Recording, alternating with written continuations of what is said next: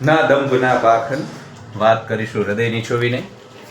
તો એક નવા વિડીયોમાં આપ સૌનું પરિવારજનોનું સ્વાગત કરું છું. હું આજના જે થંબનેલ મારો છે એમાં એક હું છું અને એક મારો મિત્ર છે, અને આ બંને વાસ્તવિક પાત્રો છે. ચહેરો પણ વાસ્તવિક એવો જ લાગે છે મારો મિત્ર જેવો થંબનેલમાં તમને દેખાશે. અમે બંને મિત્રોએ 2 વર્ષમાં 2 પ્રકારની અફવાઓ ફેલાવી હતી. અમે એક પ્રયોગ કરતા હતા. અમે જોવા માંગતા હતા કે ખરેખર આ સમાજ, આ જ્ઞાતિ જાતિના વાડામાં રહેવું કે ન રહેવું, અથવા તો અહીંયા રહેવાથી ફાયદો છે કે નુકસાન છે, એ અમે તપાસતા હતા. અને તપાસવા માટે થઈ અને અમે પ્રયોગ કર્યો. 1.5 વર્ષ પહેલાં મેં એક અફવા ફેલાવી કે જે મારો મિત્ર છે ગિરીશ. આજે હું સાચા નામ સાથે, આમ તો હું ઘટનાક્રમ સાચો વર્ણવું છું, સત્ય ઘટના ઉપર આધારિત વાતો કરું છું, પણ નામ બદલી નાખું, જગ્યા બદલી નાખું, એટલે કોઈને દુઃખ ન લાગે. પણ આજની વાતમાં તો આજનો જે ઘટનાક્રમ છે એમાં ઘટનાક્રમની સાથે સાથે પાત્રો પણ બંને વાસ્તવિક છે. એક હું કૌશિક સિંધવ અને એક ગિરીશ રથવી. એ ગિરીશ રથવી છે જે બીજો મારી બાજુમાં છે. તો અમે બંને 1.5 વર્ષ પહેલાં, અને ખાસ કરીને મેં અફવા ફેલાવી હતી. અમે લોકોને મેં એવું કહ્યું કે ભાઈ ગિરીશ અમદાવાદમાં એસજી હાઈવે ઉપર ખૂબ પૈસા કમાયો છે રિયલ એસ્ટેટમાં, અને એ વખતે એક મિત્રની ગાડી લઈને ફરતો ફોર્ચ્યુનર. તો બધું લોકોને સાચું પણ લાગતું, કેમ કે એ માણસ પણ એવો છે દબંગ, એકદમ બાહોશ, નીડર, શૌર્યવાન, નિર્ભીક, ડેરિંગવાળો. એટલે એના નામે કશુંક તમે કહો તો લોકોને સાચું પણ લાગે કે ભાઈ આ તો કરી શકે. એટલે લોકોને અમે ઉલ્લુ બનાવ્યા અને લોકોએ માની લીધું. અને ત્યારબાદ જે અમને માનપાન મળવા લાગ્યું, અહીંયા લગ્ન પ્રસંગ હોય તો જે લોકો અમને એક જણાને પહેલાં કહેતા કે 1 જણ જમવા માટે આવજો, એ લોકો સાગમઠે એટલે આખા પરિવારને કહેવા લાગ્યા. પછી જે લોકો પરિવારને કહેતા હતા એ લોકો વધુ ને વધુ ત્યાં અમને કસુંબા પાણી ચાલતા હોય ત્યાં ડાયરામાં સ્થાન આપવા લાગ્યા. ગામના જે પોલિટિશિયન છે, આગેવાનો છે આજુબાજુના, એ પણ અમને ગંભીરતાથી, કેમ કે બાકાયદા એવી અફવા ફેલાવવામાં આવી કે હવે તો કરોડોપતિ છીએ અમે. ને ગામની મહિલાઓ પણ, આપણે નીકળીએ શેરીમાંથી કે આવો આવો ચા પીવા, અને હું તો આ ગામનો જ ભાણી જ છું, એટલે ભાણાભી આવો આવો ચા પીવા, ને આ ને તે ને. એટલે જોયું તારું મજા આવવા લાગી યાર. અમે તો મજા કરવા લાગ્યા. કેવી મજા આવે! જ્યાં જાઉં ત્યાં લોકો સલામ કરે, જ્યાં જાઉં ત્યાં લોકો આગળ પાછળ ફરે. એટલે અમે આ બધું એન્જોય કરવા લાગ્યા. પણ પછી પાછું 1.5 વર્ષ થયું એટલે ધીમે ધીમે લોકોને ખબર પડી કે આવું કંઈ થયું નથી, એટલે ફરીથી રંગ બદલ્યો. અને મેં પણ અફવા ફેલાવી 1.5 વર્ષ પહેલાં કે હવે હું અને ગિરીશ બેનક્રફ્ટ થઈ ગયા છીએ. અમારી પાસે અમારા ઉપર 50 લાખનું દેણું છે, જે હકીકતમાં હતું નહીં 1 રૂપિયાનું, પણ અમે એવું કહ્યું કે 50 લાખનું દેણું થઈ ગયું છે. એટલે ફટાફટ પેલી સ્વિચ પાડો અને લાઇટ બંધ થાય એમ જે બધા નજીક આવ્યા હતા એ બધા પાછા દૂર ભાગી ગયા. ફરીથી દુઃખના દાડા શરૂ થયા. મતલબ હું તો અંદરથી દુઃખી નહોતો, સાધના કરતો, અધ્યાત્મમાં હતો, પણ ગિરીશ દુઃખી થઈ ગયો. અને એમ કે ભાઈ યાર માણસો તો જુઓ યાર, આ સમાજ તો જુઓ, એમ કે જ્યાં સુધી આ તો તમારી પાસે કશુંક છે તો જ. એટલે આમ લોકો વાતો કરતા, પણ અમે તો ચેક કરી લીધું. તો આવું પછી તો લોકો બિલકુલ બોલાવે નહીં, ક્યાંય માન નહીં. ક્યાંય અમે બજારમાં જઈએ તો લોકો ઊભા થઈને જતા રહે. પહેલાં એમના બાઇક પાછળ બળજબરીથી બેસાડતા, એ બધા લોકો અમને ભારીને બાઇક આમ 1.5 કિલોમીટર દૂરથી ફડો લેવા માંડ્યા. મતલબ કોઈ અમારું કપડું પણ અમારું સગું ન રહ્યું. એટલે આ બંને પ્રકારનો મેનુ. હવે તમે કહેશો કે આમાં શું નવાઈ, આ તો આવું તો છે જ ને. પણ આવું છે, પણ આપણે એક વસ્તુ નથી સમજતા. મોરલ ઓફ ધ સ્ટોરી એ છે કે અમે બંનેને ખબર પડી ગઈ કે સાલું આ સમાજને જ્ઞાતિના વાડામાં ન રહેવાય. એટલા માટે ન રહેવાય કે આ એવા ચાલુ પ્રકારના લોકો છે કે આ જ્યારે તમારી જોડે કશુંક હશે તો લાભ લેવો છે. તમે જો યુપીએસસી જીપીએસસી પાસ કરીને પીએસઆઈ થશો, એસપી બનશો, મતલબ કંઈક બની જશો, તો એ તમારી જોડે આખો સમાજ તમને અહીં તમારો લાભ લેશે. પણ તમે જ્યારે તૈયારી કરતા હશો ત્યારે સમાજ તમને કોઈ 20,000 રૂપિયા 25,000 રૂપિયા ભણવા માટે ફી ભરવા આપવાનો નથી. એટલે સમાજનું કેવું છે, એ તમારી જોડેથી લાભ જ લે. હા, ઘેંડા જેવી ચામડીવાળા અસંવેદનશીલ કાવડું પ્રકારના જે રાજકારણીઓ હોય એ સમાજનો ઉપયોગ કરે. સમાજના ખંભે બેસી, સમાજના ખભે ફોડી અને ગાંધીનગરમાં સત્તા પણ પ્રાપ્ત કરી લે, પૈસા ધન સંપત્તિ બધું અર્જિત કરી લે, પણ એ સમાજને કામ ના આવે. તમે જોજો, રાજકારણીય નહીં આવે, એ સમાજની વિરુદ્ધમાં જ હોય, મતલબ વિરોધમાં જ હંમેશા કાર્ય કરતા હોય આગેવાનો. એ એમના માટે સમાજ બરોબર, કેમ કે એમને આમાંથી કંઈક મલઈ મળે છે.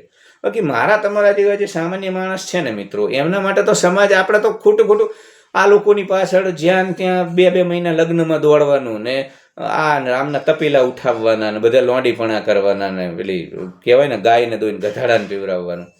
અને આ લોકો તમને કામ નહીં આવે, તમને બિલકુલ કામ નહીં આવે. તમારી જોડે લક્ષ્મી હશે, સત્તા હશે, બાહુબળ હશે, મસ્ત, તો આ લોકો તમને સલામ કરશે. અને તો તમારી જોડેથી ફંડ ફાળા પણ લેશે. આ વાતે 50,000 ને લાખ રૂપિયા આ અંતે. એટલે સમાજ સાથે જોડાવાથી નુકસાન અને નુકસાન જ છે. કેમ કે જ્યાં સુધી તમે કંઈ નથી ત્યાં સુધી આ લોકોને તમારામાં રસ નથી, ત્યાં સુધી ઉલટાનું તમારું આત્મબળ ખલાસ કરશે સમાજવાળા, ત્યાં સુધી તમારું આત્મસન્માન આત્મવિશ્વાસ ખલાસ કરી નાખે, એ રીતે તમારી જોડે વર્તાવ કરે. તમે મેળાવડામાં જાઓ તો તમને એ રીતે ટ્રીટમેન્ટ કરવામાં આવે, ગામમાં જ્યાં ત્યાં બધે એ પ્રકારની ટ્રીટમેન્ટ મળે. એટલે તમારો તો આત્મવિશ્વાસ જતો રહેવાનો, એટલે નુકસાન છે. અને તમે સફળ થાવ તો એ તમારો લાભ લઈ લેશે. એટલે આ તો એક પ્રકારનું વન સાઇડેડ લવ સ્ટોરી ભાઈ, સમાજ સાથે વન સાઇડેડ. તમારે પ્રેમ કરવાનો, તમારે બકુ ચકુ દીકું કરવાનું, તમારે સમય આપવાનો, તમારે કુકડો થઈ જવાનું એ કે એટલે, પણ એ તમારા માટે કશું ના કરે. તો આવા પ્રેમ સંબંધમાં તમે કહેશો કે આ તો મૂર્ખતા કહેવાય. તમે કોકને આખી જિંદગી સમય આલો, પૈસા આલો, અને એ રિટર્નમાં તમને કશું જ ન આપે, તમારા માટે એક દોડીને ટાંપું પણ ન કરે, તમારી વાંઠી આગરી ઉપર મૂત્ર વિસર્જન પણ ન કરે, તો તમે કહેશો ને કે આ તો મૂર્ખતા છે. આવા સંબંધો તો આવો જ ભાઈ, આવી જ મૂર્ખતા તમારી સમાજ જોડે છે. સમાજ તમને કામ જ નથી આવતો, ક્યારેય કામ નથી આવતો. એ તમારી જોડેથી કામ લે. તમે ક્લાસ 1 2 બનો, મામલતદાર બનો, એટલે કંકુત્રીઓ ના આવતી હોય એની આવવા માંડે. ભાઈ તમને તો કરવું, આ તો આ કઈ હગાવાલા જ નતા મારા, કઈ રીતે રાતોરાત હગાવાલા? કેમ કે હવે એ બહુ સ્માર્ટ છે, બહુ ચાલુ પ્રકારના લોકો આ બધા. એમને ખબર પડી કે હવે આ તલની અંદર તેલ છે, એટલે જેવું તલમાં તેલ આવે ત્યારે જ આ બધા જોડાવો. અને તમારે તમે સમજો મૂર્ખતા છે. સમાજ, જાતિ, જ્ઞાતિ, કુટુંબ વચ્ચે એટલા માટે બહુ ન રહેવું જોઈએ કે એ તમારો ઉપયોગ જ કરવાના છે, તમને કશું નહીં દેવાના. તમારા નબળા સંજોગોમાં, તમારા દુઃખના દાડામાં કોઈ તમારી સાથે નહીં. ઉલટાનું તમને કઈ રીતે તમે ખતમ થઈ જાઓ માનસિક રીતે. અને જેવા તમે કંઈક ક્લાસ 1 2 ઓફિસર બનો એટલે 50 પ્રકારના ઝઘડા ટંટા હોય તમારી જોડે લઈને આવે, ભાઈ અમારી ફેવર કરો. એ સાવ ખોટા હોય તો તમને એવું કે ભાઈ આપણે તો એક સમાજ. સમાજના પીપુડા એ વખતે વગાડે. દુઃખમાં કોઈ સમાજ તમારી જોડે ના હોય. ત્યારે એક તો તમને ફરજમાં અવરોધરૂપ બને. તમે PSI બનો, SP બનો, કલેક્ટર બનો, તાલુકા અધિકારી બનો, ત્યારે ફરજમાં અવરોધરૂપ બને તમને. અને તમે જ્યારે સંઘર્ષમાં હોય, ગાંધીનગરમાં કે દિલ્હીના મુખર્જીનગરમાં તૈયારી કરતા હોય, ત્યારે કોઈ આ તમારા પડખે ના ઉભરે, કોઈ મદદ ના કરે. તો યાર મૂર્ખા છો તમે. મારી ટીકા કરવાના બદલે તમે વિચારો પોતાના મનથી કે જે સંબંધોમાં હંમેશા તમારે જ આપવાનું છે, એ સંબંધોમાં શા માટે રહેવું છે? શા માટે એ લોકોની વચ્ચે પોતાની જીવન ઉર્જા ખર્ચ કરવી છે?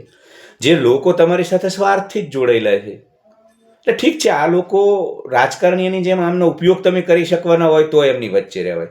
બીજું તમે પોતે કશુંક બની જાઓ પછી ઠીક છે, તમને મજા આવે, તમને થોડુંક આમ તમારો ઈગોને પોષણ મળે, અહંકારને પોષણ મળે. કેમ કે તમને આ બધા સલામ કરશે, તરત ખુરશી આપશે, આવો આવો, તો થોડુંક એન્જોય કરવા પછી જવાય.